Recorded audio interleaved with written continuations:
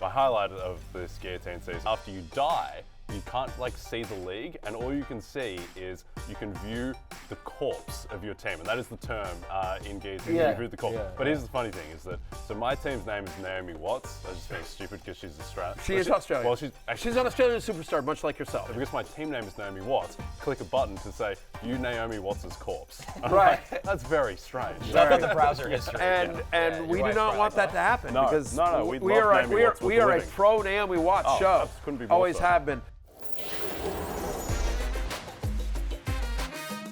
Fantasy Football Happy Hour with Matthew Berry, served by Applebee's.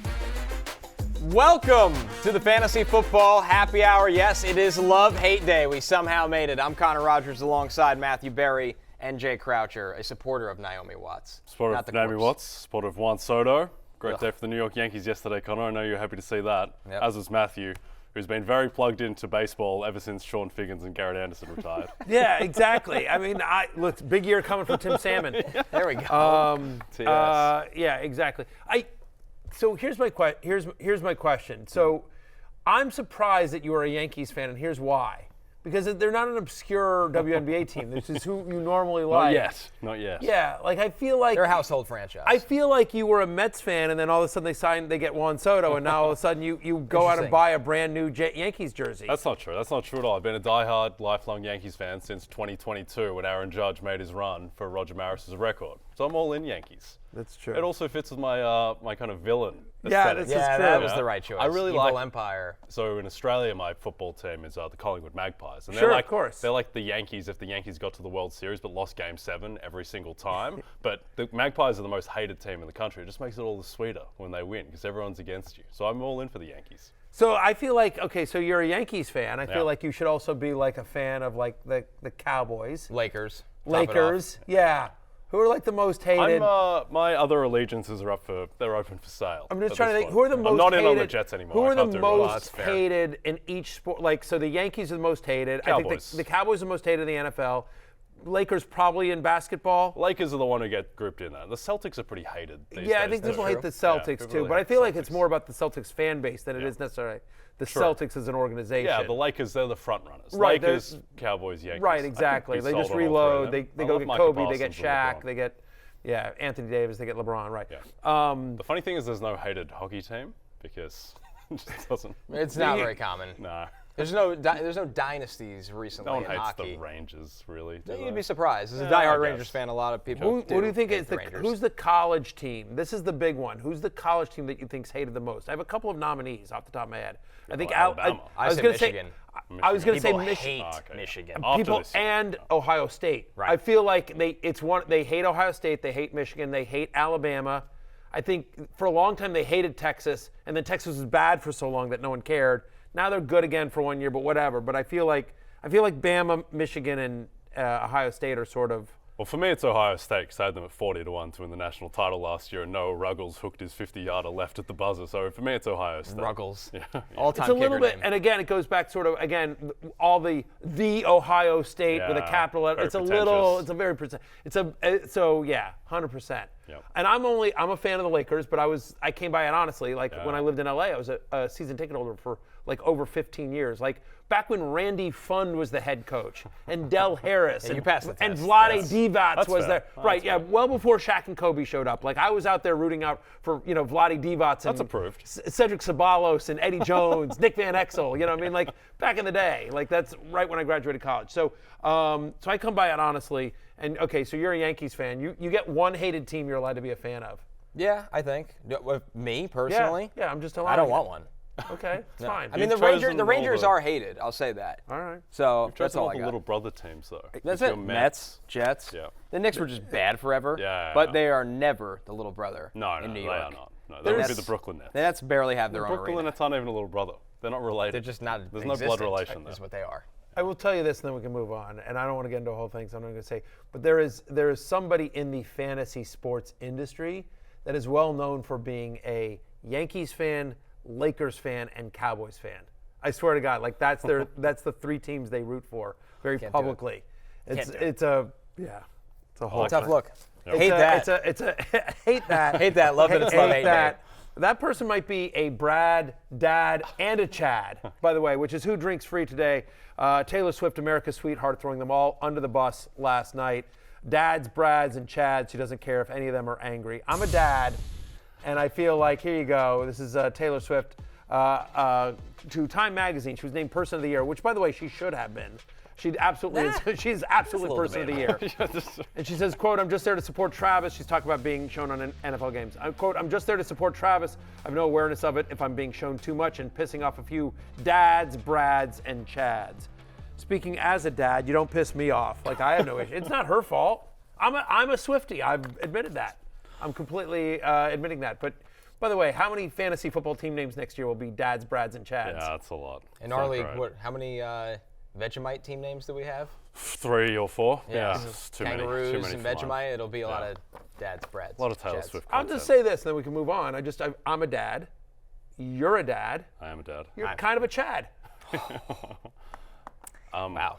I should walk off this set. Steven is shivering in the back right now. We had dinner the other night, and the biggest revelation that came out was that Connor used to wear earrings. I did. That is true. Yes. I don't know if that was the biggest revelation that Well, came it was out in the that top night. 6 or It was 7. definitely up there. It was on the Mount Rushmore. It was the revelations. Can we bring him back if the Jets beat the Texans? Well, no, because he was. That bar's not high enough. We're The Jets win out, We're maybe. going way off the beaten path here, but I just know. To me, the biggest revelation was, you and your fiance were friends for like 5 years. Steven, Connor this was show's your stuck. nightmare. Connor was stuck in the friend zone with his fiance, and he had these earrings. And then once he took out the earrings, then she was All magic good. happens. Yeah. Yeah. Then she was just like, all right, Yeah. all right, guy's take your actually all shot. right. Yeah. Yeah. There you go. Credit to Connor, though. As I compared at the dinner, very Aiden Hutchinson-like. And just the Yes. motor, incredible motor. Just continues to get after the Just- quarterback. Yes, No kept quit. coming. Just Yes. absolutely. Yeah. Eventually- Maybe not the quickest first step, maybe not Micah Parsons' quickness, but a hell of a motor. All grit. Eventually wore her down. Yeah. Eventually wore her down. How about the Rotoworld Player news? She for seemed tired transition? at dinner. She did seem She was a tired. little worn down. Stephen for a Fly, thank you. Rotoworld Player News for all your player news.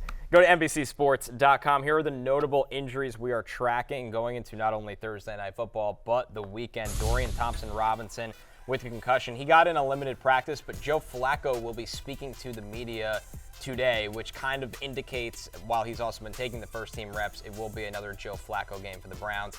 Derek Carr gets in a limited practice, which is a little surprising with the status of his concussions and the rib injury. Puka Nacua, he has that AC joint, but he is still practicing in a limited fashion, expected to play. Trevor Lawrence didn't practice with the ankle. Kenneth Walker and Zach Charbonnet still not practicing with their injuries for the Seattle backfield. Mark Cooper did not practice with the rib injury. Isiah Pacheco was a little bit of a surprise for us. He did not practice with the shoulder. That came up at the end of yesterday's show, and McKinnon has missed 2 weeks, so it could be the Clyde Edwards-Helaire show on Sunday. We'll track that throughout the week. Breece Hall dealing with an ankle. He had some DNPs last week as well with the lower body injury, so he's just nursing a couple things. We'll keep an eye on his status. Taysom Hill with foot and hand injuries did not practice as well. So we'll keep an eye on all these going into the weekend, but the ones that you need to know for tonight, if you need to somehow start somebody in this game for tonight, Oh boy. with this much on the line, this is the Thursday Night Football injuries. Kenny Pickett is obviously out of the game with the ankle injury. It'll be the Maserati Mitch show. Najee Harris is questionable with the knee. Ramondre Stevenson with the ankle, he's out. Pop Douglas with a concussion, he's out. Juju dealing with an ankle, he's questionable. Devontae Parker with a knee, questionable. Basically, if you are a pass catcher for the Patriots, Jay, it's not looking good for you in this game. What is the point total still sitting at 30? Yeah, it's still sitting at 30. I made the comparison the other day to watching Jets-Falcons. It was like watching Manchester by the Sea for a fourth time. This game tonight is like the second half of Manchester by the Sea when you find out why Casey Affleck is so sad. Anyway, I won't spoil that movie, but this game, fantasy-wise, there's not a lot. We'll get into it later, but I mean, so there's no one who's ranked in the top 20 at their position in this game, right, Matthew? Is that right? It looks ugly. Look, Jalen I Warren? guess we'll do a Thursday night preview a little bit later, but I'll just say that how are they moving the ball? Like on the Patriots side of the ball, I feel like you feel pretty good about the volume Ezekiel Elliott's going to get with Ramondre Stevenson out. And I suppose if I was truly, truly desperate, Devontae Parker with DeMario Douglas out should get a decent amount of looks, but it's not a great matchup against Pittsburgh. And as we've talked about, like Devontae Parker needs 50-50 balls. He doesn't get open. He doesn't get separation. He needs basically a quarterback that has enough guts to just basically throw it to him and Give him a chance. Give him a chance, and Parker's going to earn it in his Bailey Zappi, in this game on the road at Pittsburgh, going to throw those kind of balls to him. Najee Harris, which we talked about, expected to play tonight, but he's been banged up. He's missed practice all week. I do like Warren tonight as kind of a flex play with upside. Patriots have, so far this year, for the most part, struggled against pass-catching running backs. And so if Harris is less than 100%, you can certainly see Warren getting some work and Trubisky chucking it down a little bit. But that's the concern, is that, Kenny Pickett's been bad this year. For the most part, Kenny Pickett has been bad. And it's also clear that he's absolutely the best quarterback on the Steelers. Like, when Trubisky has come in, you're like, oh, I see why they didn't want to get away from Pickett. Right. Because as bad as Pickett's been, he's significantly an upgrade over Trubisky. So, as bad as Trubisky is, though, at least, we were talking about this yesterday, but he's still a real-life quarterback, whereas Tim Boyle and Trevor Siemian are not. They're still going to run a real-life offense. This isn't going to be the fantasy land of comically bad drives. So I do think there is some viability, particularly if Freiermuth, Diontae. These guys are talented enough. I think they will be okay, but it's going to be uninspiring. Yeah, the over/under is I think it's 30. 30 flat. Yeah, it's 30. Yeah, There's it's no 30 weather. flat, There's no winds. There's no rain. It's unbelievable. Yeah. All other totals I remember being this low all had some weather element, or like Kendall Hinton playing quarterback. Right. I was just going to say. We're not too far from that in some way, honestly. I have a sneaky suspicion the over hits. Well, I know. We'll get to that now preview. Yeah. No bar to clear. We'll see. I just a pick six or something like that, a fumble. It's going to be a comic. It's, I don't think it goes to 40 or anything like that. But, 30 is such a low number. It is low. You can get to that by accident. Yeah, that's what I sort of think. I don't know. Stick around. We got our best bets for Thursday Night Football at the end of the show during last call. Let's jump into love-hate, and we will start with the running backs. With Kyren Williams here, Barry. Kyren Williams has been a volume king this year. Comes in as RB3 against the Ravens, who have a good defense, but this is a player that's just having a great fantasy season. He played against the Cleveland Browns last week, another great defense, and ran all over them. Just massive workload. Again, you're like, well, Kyren Williams is obvious. I'm at running back 3 this week, and in a week in which there's only 2 teams on a bye, he's my running back 3. Again, you mentioned the workload, right? 94% snap rate last week. He got every running back touch last week except for 1. He scored at least 1 touchdown in 6 of his 7 games so far this year, where he's gotten at least 15 touches. We expect him to get that kind of workload. And running backs who've seen at least 15 touches against the Ravens this season, averaging over 18 fantasy points per game. Again, in games in which Kyren Williams has played this year, he's averaging almost 20 touches per game.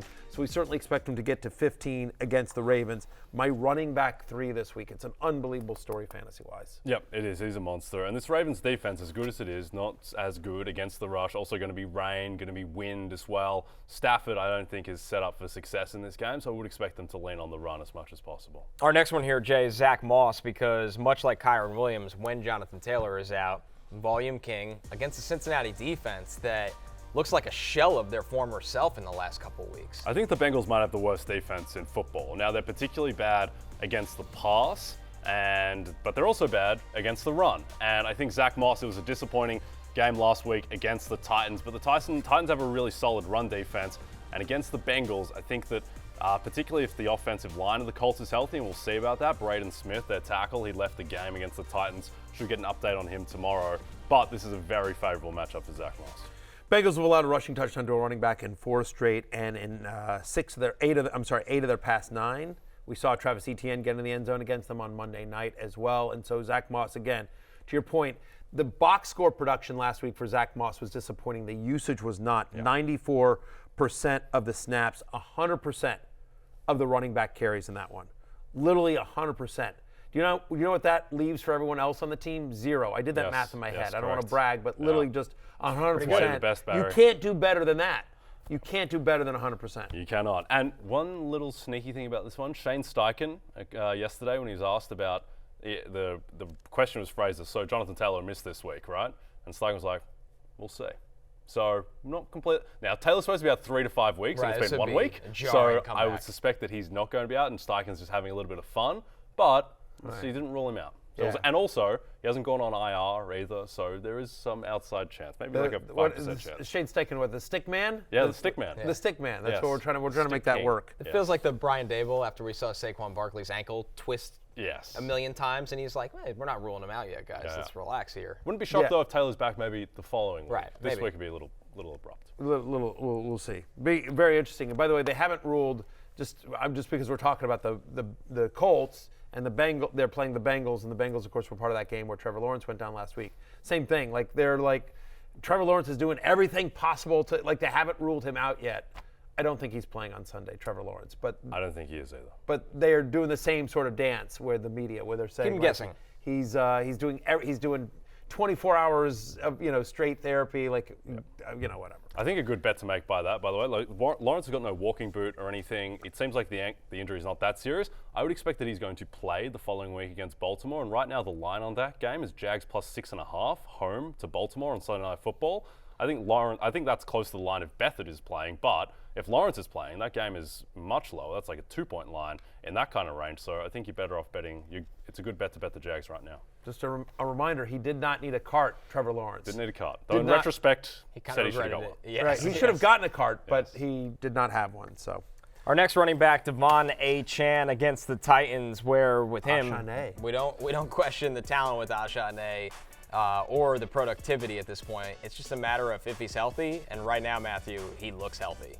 Dude, he looks nothing short of fantastic. Again, they were blowing my Commanders out from moment one, and they still had no problem giving a ton of work to Achane, or some call him Achane. He's had 4 different games, just 4 games where he's gotten double-digit touches in a game. 21 or more fantasy points in all 4 games. He's had at least 3 red zone touches in every one of those games, at least a 14% target share in 3 of those games. You like the matchup against Tennessee. Since week 5, they're a bottom 10 run defense, and so in a game in which they're favored by almost 2 touchdowns, the Miami Dolphins, Achane, to me, is a top 10 play. I'm at running back 7 this week. Achane. Very strange inflection. I know. Well, because it was terrifying. One of our producers. Explain yourself. I'll tell you. I'm going to, if you'll be quiet for 1 second. One of our producers likes to call him Achane, and so I was having fun with that. His name is Achane, right? But then I just I got all tongue-tied. Yes. English is my second language. Yes. In fairness to me. After Latin. Yeah, exactly. Everyone knows that. I'm fluent in Latin. Yeah. I'm fluent in Latin. Big Latin guy. Yeah, big Yeah, Latin well, you guy. put that on producer Damien, who started this ridiculous Achane phenomenon. But it wasn't a joke at first. I just want to make this clear. That's the real trouble. No, he thought that's how it was pronounced. Yes. Which It is wasn't. pretty cool, No, honestly. everyone thought it was Achane, and then after his So coming it's out, Achane, Yeah. Achane, and that's how he was referred to at Texas A&M for years and years and years and It's in the years. school guide. Yeah, The pronunciation guide. You're right, exactly. We use these things for the NFL draft. And then when he comes out and has his first big game as a Dolphin, he's like, no, it's Achane. Yeah. I didn't realize it was in the Constitution that whenever you light up the Denver Broncos, you get to change your name, which is very unique, but good on him. Good on you, Devin Achane. Some others receiving votes. James I've Cook. also been told it's Tyrick Hill. Tyrick. Yeah. Just wait, see if he lights up the Titans. We have a whole new name. I don't think you could change this one. James Cook against the Chiefs. Chuba Hubbard against the Saints. Keaton Mitchell against the Rams. And Jay, with James Cook, I mean, with Joe Brady involved, volume guy for him as well. And we've seen the Chiefs defense be a little hot and cold this year as well. Yep, they have not been great against the run all season in terms of efficiency. The volume numbers are a little bit disguised because they're the Chiefs and they're leading most of the time. But on a per play basis, they've been pretty bad against the run. I think Buffalo's going to win this game, guys. The Bills are down to, they're only 1.5-point dogs in Arrowhead, so the market is very bullish on Buffalo. The Chiefs team just hasn't looked right for weeks, and I think Cook should be in position to capitalize. 2 games since Brady took over as the coordinator in Buffalo, James Cook is averaging 21 touches a game and a 14% target share. You see Chuba Hubbard there on your screen as well. We've talked about this. No Frank Reich, no Deuce Staley as the running backs coach. They went back to Hubbard as kind of the workhorse. He's now had back-to-back games with 19 touches since week 8. Saints allow a league-high 163 rushing yards per game. And then we talked about Keaton Mitchell out-snapping Gus Edwards the last time we saw the Ravens. He's averaging almost 10 yards per touch. So he comes in at running back 29. I think he's a high upside flex. I'm also facing him this week in a game in which I need to win. I'm in this league where I'm 3rd in points. And I'm like, but I've just had bad luck. I'm most points against in one of those things. And if I don't win this week, and I'm playing the one team in the league, there's 2 teams in the league that have more points than me. I'm playing the one team in the league, one of the highest scoring team in the league. And so if I lose this game, I'm out of the playoffs despite having the 3rd highest point total in the league. He's got Keaton Mitchell, the guy I'm playing, so you know he's going off. Feels like an 80-yarder. He's going to have a monster game against me. I'm just telling you. That's how it's gone for me. I lost Mark Andrews and Anthony Richardson in this league. It's a super flex league. It's a deep 12-team super flex league. It's very annoying. It's very upsetting. So just so you know, Keaton Mitchell's going off because I need him to have a bad game, Noted. and he's not going to. Noted pessimist Matthew Berry. Yes. Do you go into every matchup thinking that the worst is going to happen, or you're even keel, or you're positive? You're negative? No, I'm a Jew. What do you? I mean, come on. It's built into my DNA. So because you're Jewish, Keaton Mitchell's going to go Yes. off. Okay. Obviously. Funny how that works. It's amazing we got there. Obviously, yes.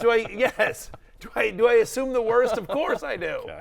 Absolutely. Well, come on. Boy. Speaking of assuming the worst, the hate list, DeAndre Swift. Like it's built into my DNA.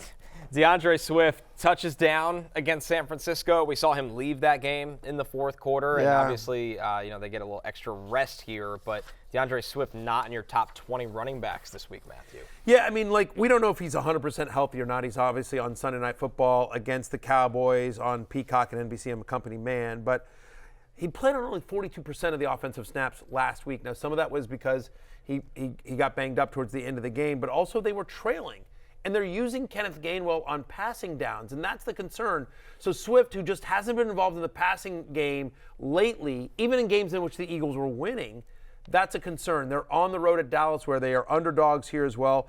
Cowboys defense, really good. Yeah. Really good. They allow 3.7 yards per carry to running backs. They've only allowed 3 running backs this entire season to get over 80 yards from scrimmage. So with Swift, basically, you're hoping he falls into the end zone, and there's always a chance at that. But because you're dealing with Jalen Hurts and the brotherly shove is literally like the most effective play in football, like a success rate of 99%, it's hard to see Swift, feeling great about his chances of getting into the end zone here. So I'm at running back 22 in a week in which, again, only 2 teams are on a bye. Yep, and last time he played Dallas, which was only a few weeks ago, so I think that's relevant in terms of the discussion. 18 carries, but only 43 yards on the ground, 2.4 yards per carry. I'm not sure why that would change their inability to create gaps for him on the offensive line, given the Dallas of the team with extra rest. He was only targeted twice in that game as a receiver, so just not going great for DeAndre Swift. Also, the Eagles just could not do anything on the ground against San Francisco. Their offensive line it hasn't been the same dominant run game when, there were memes in the Minnesota-Philadelphia game early in the season where, DeAndre Swift was running through holes that, the 3 of us could run through. But, yeah, it's just not working. The other thing, too, there's just such a strange phenomenon about watching Eagles games where as soon as they get to the 2-yard line, you just know that, all right, well, let's just fast forward because this is over. And it doesn't help DeAndre Swift. It's just all Jalen Hurts. So the other thing is that the line is 3.5. Cowboys are favored by 3.5. And I feel like there's no chance that line hits. I feel like either the Eagles win this one because their backs are against the wall and they want to show everyone, hey, what happened last week against San Francisco, or they get blown out here. I mean, because the Eagles' defense isn't any good, and the Cowboys' offense is running on all cylinders. I mean, the Cowboys' offense looks as good as I've seen that offense look in years. They are, and so, given the struggles of the Eagles' defense, this game is at home. Dak and CeeDee Lamb and Brandon Cooks and Jake Ferguson, that whole offense is really rolling. So I could see a scenario where the Eagles are down 10 in this game, they're down 14 or whatever, and all of a sudden they're in pass first catch-up mode, and then it's a lot of Gainwell. Yep. So the total in this game is 52, which is almost double the total of tonight's game. And look, I would be stunned if the Eagles are able to slow down Dallas. Dak is just playing too well right now. That secondary has been too bad for so long in Philadelphia. I don't think the Cowboys are going to slow down the Eagles that much, but there is the chance that the Cowboys defense could just bowl out, Parsons and Lawrence go off. So certainly you don't think game script is going to go in Philly's favor. All right, next up on the hate list, Najee Harris for tonight's game, Thursday Night Football. Jay, Najee comes in as RB. Can I just I'm interrupting. Whatever, doesn't matter. We're off the rails anyway. But back to that game for 1 second, real quickly. The other thing is are we sure the Eagles are really good? And here's what I mean by that. Think about the quote, the games they played against good teams. They barely beat the Chiefs. Are we sure the Chiefs are a good team? They barely beat the Bills. They should have lost to both of those They should have, games. right, exactly. And I'm just saying, the Bills are, I don't think we're convinced the Bills are a good team, right? And then, again, the Chiefs getting dominated by the Packers last week. Those are 2 flawed teams, the Chiefs and the Bills. And to your point, right, the Eagles easily could have lost both those games, couple of calls went against them against the Cowboys. Cowboys easily could have won the game they played.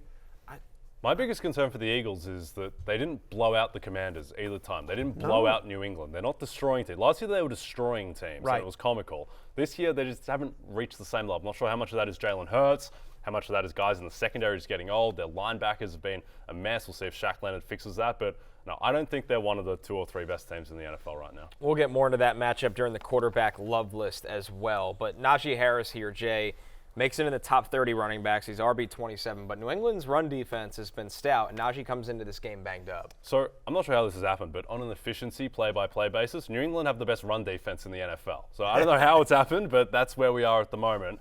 Najee's banged up, expected to play, but he's on the injury report.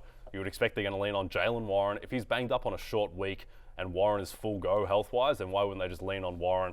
The total is 30. There's not going to be that many points in this game. Over the last 4 weeks, no team in the NFL has allowed fewer fantasy points per game to opposing running backs than the New England Patriots. Since week 6, only one running back has scored even 15 fantasy points against the Patriots. We think Jaylen Warren's the better running back, honestly. Like, even with all things being equal, now you've got Harris, who hasn't practiced all week.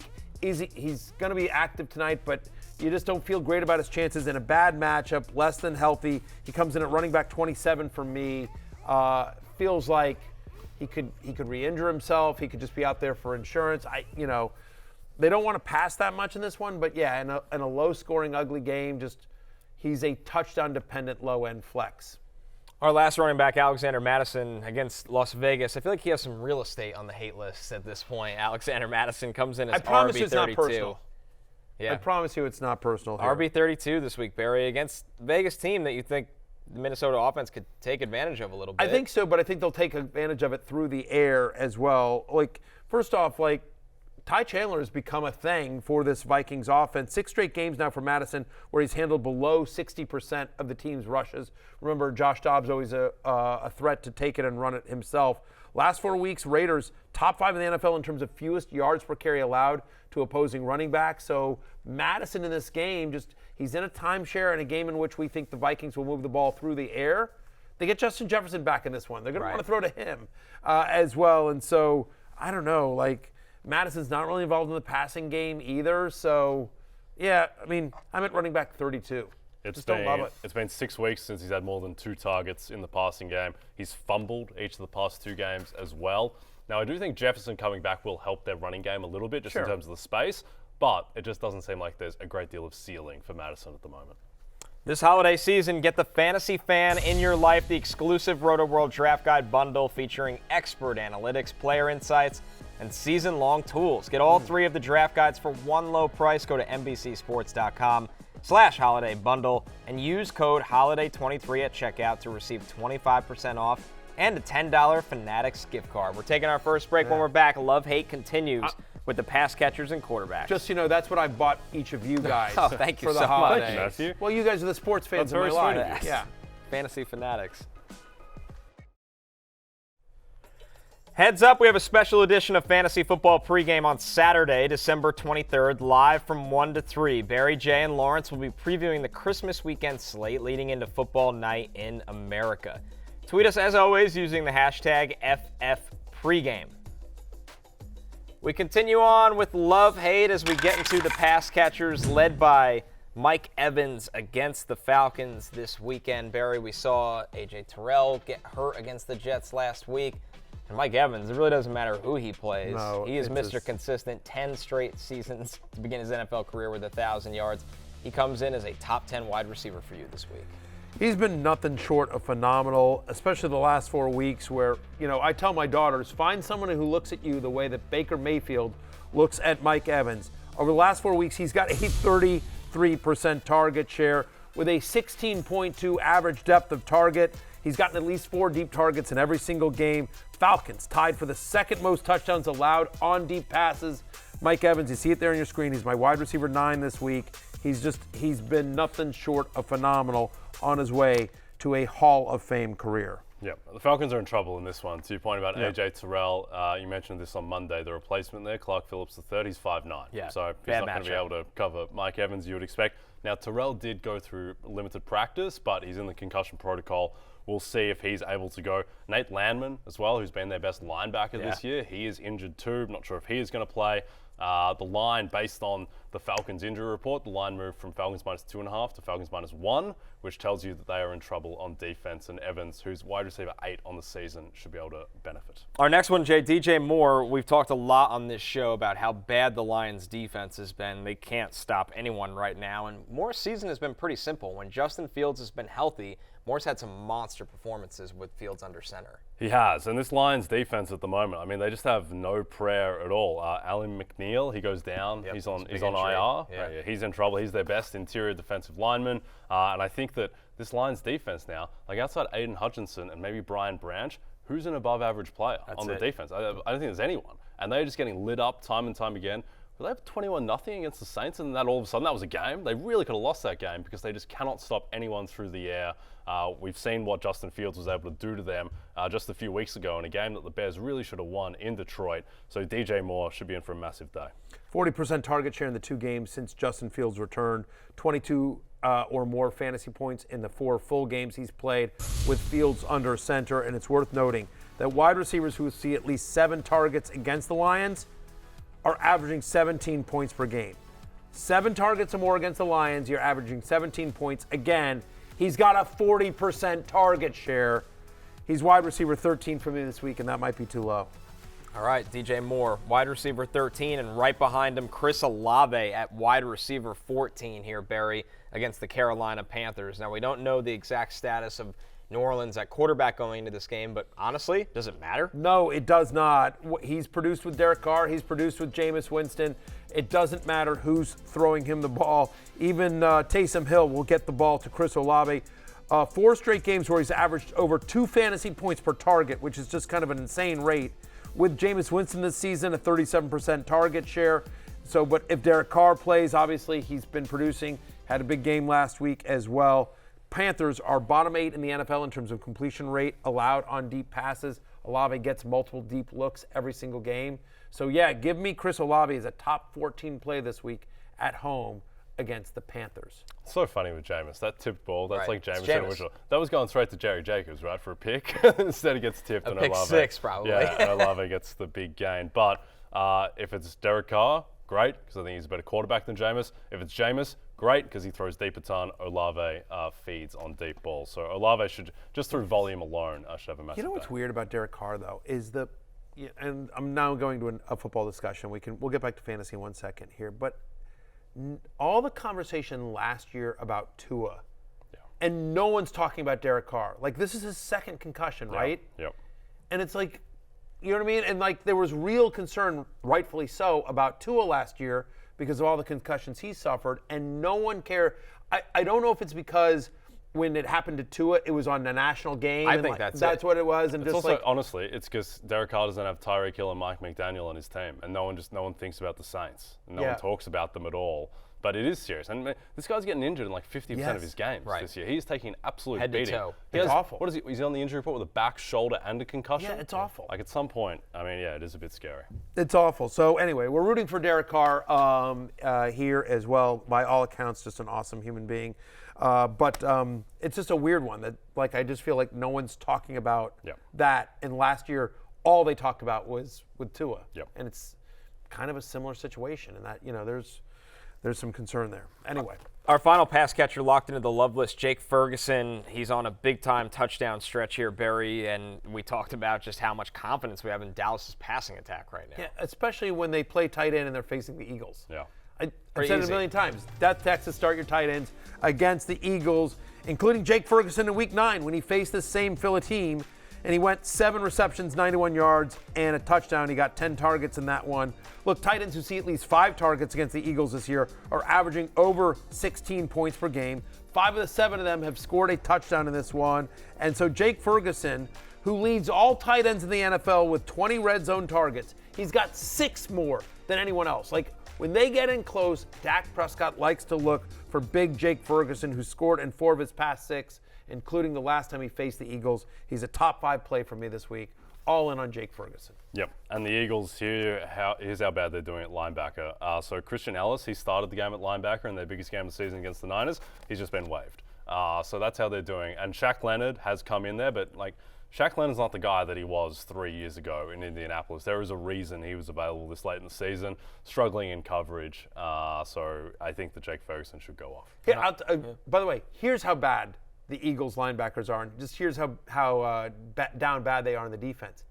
Penn State Blake didn't fight us with any stats. And sometimes when we'll talk about this, we'll be like, hey, hey. But, and Blake will be like, well, no. He starts defending him because he's a diehard Eagles fan. Penn State Blake will start being like, well, no. Well, there's this and there's this. And this guy's coming back. And I don't think you understand. And now this time he's just like, Jake Ferguson, fire him up. Yeah, Okay. exactly. Now, Zach Cunningham will be back, and that'll help a bit. But, they're still in trouble. And on the other side of this, Dallas Goedert will return. So a Yes. big-time tight end game.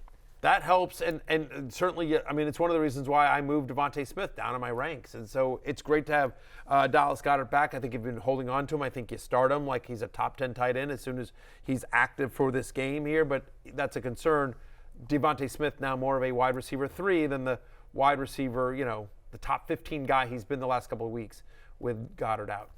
Some others receiving votes, both Rashee Rice and Gabe Davis in that Buffalo-Kansas City game. Jackson Smith-Njigba makes the list. He's had a really nice second half of the season so far. Elijah Moore, we know the deal. If Joe Flacco is playing, you could start Elijah Moore. Dontayvion Wicks. Christian Watson is out. Keep an eye on that. Isaiah Likely against the Rams and Gerald Everett against the Broncos here, Matthew. Yeah, just to whip through quickly on these. Rice has now had back-to-back games with over a 30% target share with at least 8 receptions in both. Buffalo allows the second highest catch rate to wide receivers. Gabe Davis also inside my top 30 as well. Season highs in end zone targets and deep targets against the Eagles in Week 12. Kansas City bottom 10 in fantasy points allowed to wide receivers over the last 4. JSN, we've talked about him a lot on this show, but continues to improve. Should have had an even bigger game the last time we saw him. Tough drop there in the end zone, but 11 targets last week with a 29% target share in a game in which the Seahawks are double-digit underdogs to the Niners. Elijah Moore, he's on there. If Flacco starts, you're starting Elijah Moore, especially with, by the way, Amari Cooper missed practice again today.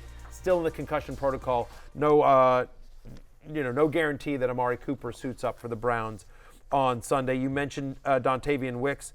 6 straight games with a double-digit target share for Wicks, and especially if Watson is out. You like him against the Giants, who over the last 4 weeks allow the most fantasy points to opposing wide receivers.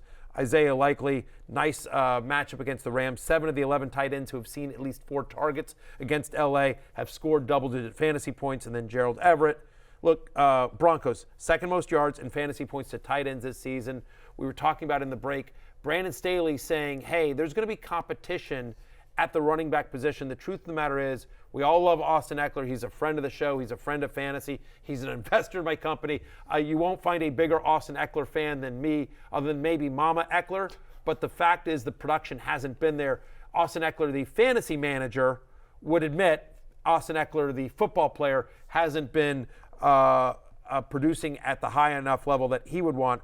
My point of bringing all that up is they need somebody to do something. It can't all be Keenan Allen. They're getting nothing out of their run game. So here's Gerald Everett, who has at least 4 receptions and 40 yards in both games since he came back from the injury. Nice matchup against a Broncos team that's top 2 in the NFL in terms of most yards and fantasy points allowed to opposing tight ends. All right, we move over to the hate list for pass catchers here. We talked a lot about Adam Thielen yesterday on Keep It Open or Close It Out, but where does he end up coming in on your rankings this week, Barry? Wide receiver 31. Again, since week 8, he's the 48th best wide receiver on a points per game basis. Carolina has a bottom 5 implied team total this week. Don't see a lot of scoring. Feels like what little passing they've been doing is going to Jonathan Mingo these days. JR, next one, T. Higgins. He's got the Colts. Comes in as wide receiver 32 for Barry. While Jamar Chase has been fine with Jake Browning, you can't say the same thing about T. Higgins right now. No, you can't. He gets a tough matchup against the Colts. Now, the Colts don't have great corners, but they do have an excellent pass rush. And against Cincy's O-line, which is suspect, I think that Jake Browning will have a tough time. And T. Higgins, who just wasn't involved last game really at all, I think he may struggle. Colts allow passing touchdowns at the 6th lowest rate in the NFL. I'm also not crazy about Diontae Johnson against the Patriots tonight because I'm not crazy about anyone in this game as well. But look, since week 8, the Patriots are the number one scoring defense in the NFL. We've talked about this over-under being only 30. We're not exactly excited about any offense in this one.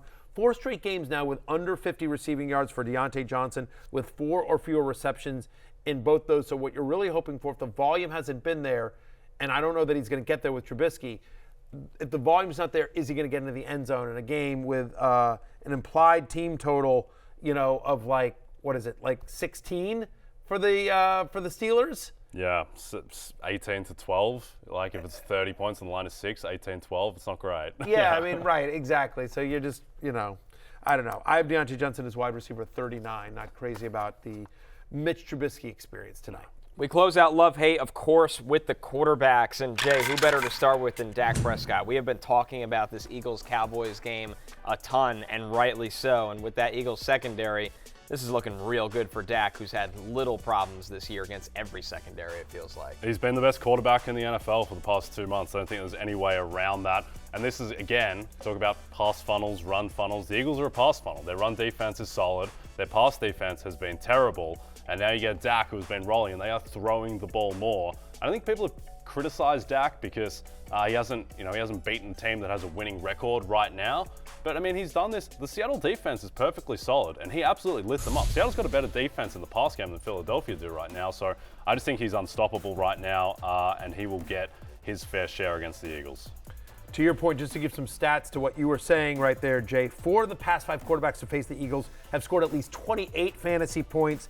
They've allowed at least 300 passing yards in 4 of the past 5 games as well. So Dak Prescott, literally my number 1 quarterback in fantasy this week. All right, Justin Fields is next up against that Lions defense. Justin Fields comes in as QB6 for you, Barry. We know he can run on this Lions defense as well when he's not throwing to DJ Moore. He's had at least 100 rushing yards. Think about how crazy a stat this is. The last three games, dating back to last year, last 3 games he's played against Detroit, Justin Fields has a minimum of 100 rushing yards. At least 100 rushing yards in all 3 games for a quarterback against the same opponent. In the 2 games that he's had since he's returned from injury, he's had 30 rush attempts in the 2 games, and 73% of this is the most important thing. 73% of those 30 rushing attempts have been design runs. This isn't scrambling. This isn't the offensive line breaking down and Fields running for his life. This is now a big part of the offense. Over the last 4 weeks, only one team in the NFL gives up more fantasy points per game to opposing quarterbacks than your Detroit Lions. So Justin Fields, we talked about how bad that Lions defense is when we were talking up DJ Moore. Jay, this is a really nice matchup for Fields. Comes in at QB6 for me. Yep, and he played them 2 games ago, and he went 18 for 104 on the ground. He's really efficient through the air. I don't know what on earth they were trying to do against Minnesota, just throwing screen passes every single play. Presumably they'll run real plays against Detroit because you can exploit that defense down the field. All right, our next one here, Tua Tagovailoa. Miami has the highest implied team total this week, Jay, with Tyreek, Waddle, the whole offense. I mean, this is easy pickings for Tua against a Tennessee team that we heard Mike Vrabel yesterday. We played some sound. He's just going through it this year. Yeah, it's been a tough year for the Titans. This is a dream matchup for the Dolphins in primetime Monday Night Football. And again, this is a Tennessee defense that's really solid against the run and atrocious against the pass. We saw what Gardner Minshew, of all people, did to them last week. I think Tua and Tyreek should go off on Monday Night Football. All right, how about a couple others receiving votes here? The resurgent Jordan Love. He has been phenomenal for about a month now. He's got the Giants. I think the only worry there, guys, is if the Giants can't get anything going, is Green Bay going to be in run mode the second half? But very confident in Jordan Love. Joshua Dobbs, Dobby against the Raiders. He comes in as a top 15 play here, Barry. Then right outside the top 15, Jake Browning against the Colts if you're in a desperation streaming spot at QB 16. Yeah, 100% on Browning. Like, again, this is just, hey, if you're desperate. He's QB 16. We're not going crazy here, but he should be okay against the Colts. Like, in Week 13, he had the 4th highest QBR. Like, anytime you can get the ball to Jamar Chase and let him do stuff, when you throw a bubble screen to Jamar Chase and he runs 50 yards, that counts for Jake Browning. Also a little bit more mobile than I think he gets credit for. Josh Dobbs, over the past 4 weeks, Raiders allow almost 300 passing yards per game, 3rd most in the NFL. And over the last weeks, Jordan Love has been the 5th best quarterback in fantasy football since Week 10. Giants 2nd worst in the NFL in pressure rate. Love should have a clean pocket to deal from. For the hate list, headlined by C.J. Stroud, still comes in as a top 15 quarterback, but 2 really bad breaks here, Jay, for Stroud. He loses Tank Dell last weekend, And then what does he get the next weekend? The New York Jets secondary. Yeah, and this is the sneaky thing with Stroud. Look, I think Stroud is incredible. I think he's already a top 10 quarterback, real life, in the NFL right now. But he doesn't really have to play that many great defenses. The only time it really happened was against Baltimore in week 1. And, I mean, it's the first game of his career, so what? But he didn't play well in that. He really struggled against the Saints. He's lit up bad defenses like the Bengals, the Cardinals, these types of teams. And so I think there's weather forecast for Sunday in East Rutherford going up against a Jets defense that is arguably the best in football. I think he's going to be in a bit of trouble here. And the thing with Stroud, too, he's taken 9 sacks his past 2 games, and that's against Denver and Jacksonville pass rushers that are not great. So I think Stroud's going to be in some trouble on Sunday. Yeah, I have at QB 12 this week, but that's the lowest I've had Stroud in quite some time. Jets have allowed multiple touchdown passes only once in their last 7 games. Insane. I mean, right, and they've played Tua. I mean, like, right. It's not like seen Josh Allen twice, seen Jalen Hurts, seen Pat Mahomes. I mean, thank you, exactly. Only 3 quarterbacks have thrown for even 250 yards against the Jets this season, and so in games in which Tank Dell has missed or played less than 50% of the snaps, C.J. Stroud is averaging just 13.8 fantasy points per game. So in his first game without Tank Dell against the Jets, you have to lower expectations here for C.J. Stroud. Finally, our last one, Baker Mayfield just makes the top 20 quarterbacks, QB 19 for a Tampa Bay team that at times they can get a little fixated on the run here, Matthew. Yeah, and Baker Mayfield has actually been good for fantasy, even though it's been an up-and-down season for Tampa. Baker Mayfield's been usable for fantasy, but I don't know that this is a week you want to use him. He's had 30 or fewer pass attempts in 4 of the past 5 games. The implied team total for the Bucs is just 18 in this one as well. And when Tampa Bay scores fewer than 20 points, again, their implied team total is 18. When the Buccaneers score fewer than 20 points, Baker Mayfield averages just 13 fantasy points per game. So just probably not the week you want Baker. Yeah, and also, like, he hasn't thrown for 300 yards since week 2, and this team has been trailing a lot. So it's just not a high-octane offense. We're taking our last break. When we're back, it's time for last call. We're going to somehow find prop bets for Thursday Night Football, Patriots Steelers. I promise you, we're going to find them right after this. Don't forget, on DraftKings Sportsbook this season, new customers can bet $5 and pocket $150 in bonus bets instantly. Plus, all customers can get a no-sweat same-game parlay every day. Download the app and use the promo code BERRY when you sign up. DraftKings Sportsbook, the crown is yours. It is time for last call. Let's take a look at our most bet player props, courtesy of our friends at DraftKings. Diontae Johnson receptions over 3.5. That's at minus 195 now. George Pickens receptions under 3.5. That's at minus 150. Bailey Zappi passing touchdowns over a half. Just got to throw one there, Bailey Zappi, minus 120. No given feet. Mitchell Trubisky interceptions thrown over a half. That's minus 145. Pat Freiermuth receptions over 2.5. That's minus 160. Jay, the public, not very bold with these bets, I would say. No, but credit to the public for continuing to back overs in this game, the most underish game ever. My best bet in this one, that's a little wonky, a little fiery, but Bailey Zappi to throw for 225 plus passing yards. It's plus 750. He's an NFL quarterback. There's no weather in the game. And I understand that it's Bailey Zappi and he's not likely going to reach this, but there is still enough variance and enough unknowns about him that no NFL quarterback who is starting and is not Kendall Hinton, they should not be plus 750 to throw for 225 yards in a game with no weather. And the Steelers have a decent defense, but it's not all world. And Zappi, in one of his few starts in his career, last year he threw for 309 yards against the Browns. So I think that he can get there.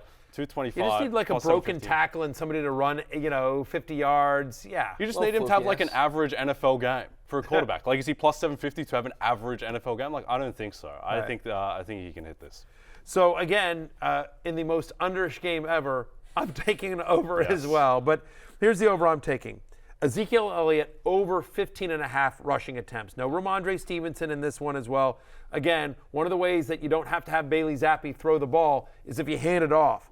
Patriots have had at least 25 running back rushes in 3 straight games. That's what they do. Again, it's what they do. No Ramondre Stevenson in this one as well. 6 of the 7 teams to face the Steelers this year have had at least 22 running back carries. It's 15.5 for Ezekiel Elliott in a game in which we don't think the Steelers blow them out.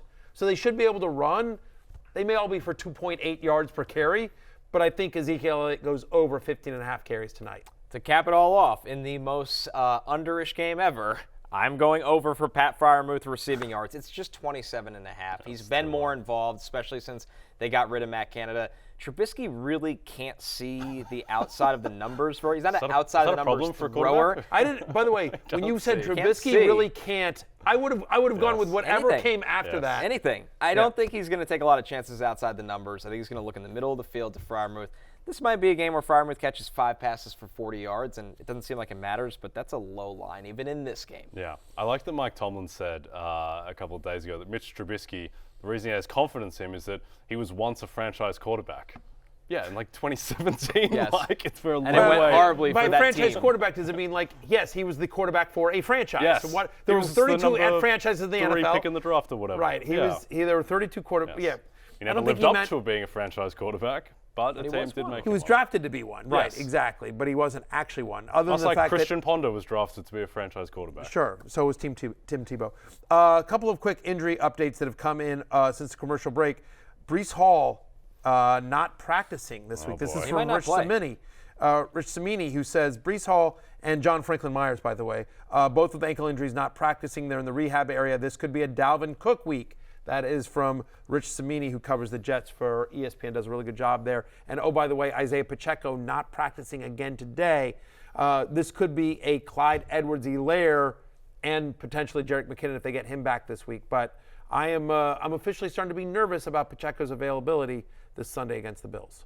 Any other sneaky running back candidates on the Jets who aren't Dalvin Cook who could get some run in this one? I mean, Isiah Pacheco, the rookie, they just haven't given him a chance. He's been active plenty of times. He's probably, when Breece goes down, the most talented runner on the team. I mean, he had 1,400 yards and 20 touchdowns for Pitt last year. Would he? They don't play him. But, for an organization that went with Tim Boyle for a game and a half too long, would he suddenly leapfrog Dalvin Cook, or would it just basically be the same workload, but instead of Hall and Cook, it would be Cook and Izzy? Yeah, he won't get any pass game work. He'll get 5 to 6 carries, and the rest all will go to Cook. Maybe some Bam Knight potential for Izzy to have a moment. Yeah, he's been long Bam gone. Bam Knight's a Lions, yes. but last year's Bam Knight. Yes. Well, by the way, Dalvin Cook's probably out there in a lot of leagues if you're desperate for a running back.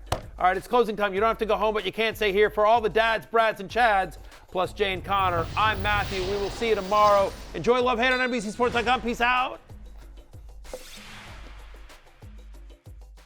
Hey, it's Matthew Berry from NBCSports.com and Rotoworld.com, and I want to thank you so much for watching whatever it is you just watched, or if nothing else, being too lazy to click out of the autoplay after this video started, after whatever it is you actually wanted to watch finished.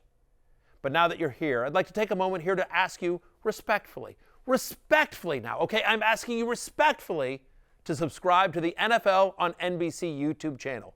You'll get the latest Rotoworld fantasy news headlines, all sorts of great shows, including my own Fantasy Football Happy Hour. So go subscribe now. Again, I'm asking respectfully.